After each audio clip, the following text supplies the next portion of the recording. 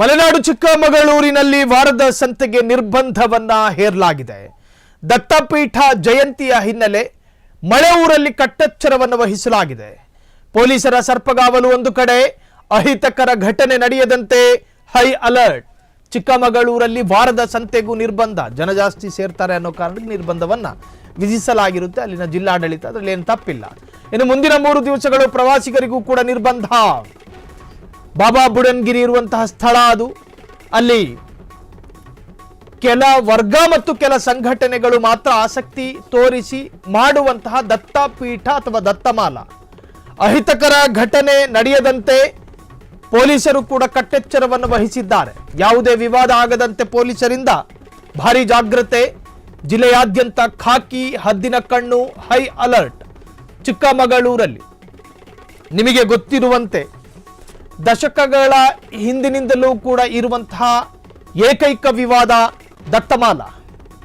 ಅರ್ಥಾತ್ ಬಾಬಾ ಬುಡನ್ಗಿರಿಯಲ್ಲಿ ದತ್ತಮಾಲ ಮಾಡಬೇಕೋ ಮಾಡಬಾರ್ದೋ, ಉರೂಸ್ ಮಾಡಬೇಕೋ ಮಾಡಬಾರ್ದೋ, ಈ ಅರ್ಥಗಳಲ್ಲಿ ಕೋಮು ಸಂಘರ್ಷಕ್ಕೆ ಕಾರಣವಾಗುವಂಥ ಕೆಲ ಕಾರಣಗಳು ಅಡಕವಾಗಿದ್ದಾವೆ.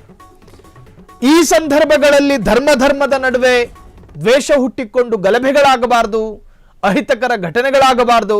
ಅವರವರು ಸಂಪ್ರದಾಯದಂತೆ ಆಚರಣೆ ಮಾಡಿಕೊಂಡು ಹೋದರೆ ಅದರಲ್ಲಿ ತಪ್ಪೇನಿಲ್ಲ. ಅವರವರ ಸಂಪ್ರದಾಯ ಅಲ್ವ. ದತ್ತಮಾಲ ಮಾಡೋದು ಅವ್ರ ಸಂಪ್ರದಾಯ, ಉರುಸ್ ಮಾಡೋದು ಅವ್ರ ಸಂಪ್ರದಾಯ.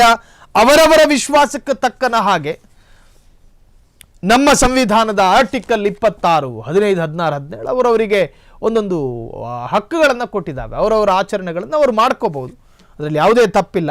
ಆ ಆಚರಣೆಗಳಾಗಬೇಕಾದ್ರೆ ಕೆಲ ಕಿಡಿಗೇಡಿಗಳಿರ್ತಾರೆ, ಕೆಲ ದುಷ್ಕರ್ಮಿಗಳಿರ್ತಾರೆ, ಕೆಲ ಕೋಮುವಾದಿ ಚಿಂತನಾಸಕ್ತಿಗಳಿರ್ತಾರೆ. ಅವರುಗಳಿಂದ ಕೆಲವೊಮ್ಮೆ ಅಹಿತಕರ ಘಟನೆ ನಡೆಯೋ ಸಾಧ್ಯತೆಗಳಿದ್ದಾವೆ ಅಂಥೇಳಿ ಜಿಲ್ಲಾಡಳಿತ ಏನು ಮಾಡುತ್ತೆ, ಅಲ್ಲಲ್ಲಿನ ಆಯಾಯ ಜಿಲ್ಲೆಯ ಸೂಕ್ಷ್ಮ ಆಚರಣೆಗಳ ಬಗ್ಗೆ ಸ್ವಲ್ಪ ಕಣ್ಣಿಟ್ಕೊಂಡು ಕೂತಿರುತ್ತೆ. ಅದರ ಭಾಗವಾಗಿ ಚಿಕ್ಕಮಗಳೂರಿನಲ್ಲಿ ಆಚರಣೆ ಆಗ್ತಾ ಇರುವಂಥ ಅಥವಾ ಆಚರಣೆಗಿನ್ನೇನು 3 ದಿವಸ ನಿರಂತರವಾಗಿ ನಡೆಯುತ್ತೆ.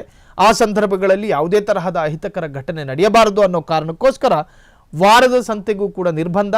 ಜೊತೆಗೊಂದಷ್ಟು ನಿಯಮಗಳಿದೆ. ವಾರದ ಸಂತೆ ನಿರ್ಬಂಧ ಅಂತ ಹೇಳಿದ್ರೆ ಸಂತೆನೇ ಮಾಡಬಾರ್ದು ಅಂತಲ್ಲ, ಅದಕ್ಕೊಂದಷ್ಟು ನಿರ್ಬಂಧಗಳಿದ್ದಾವೆ.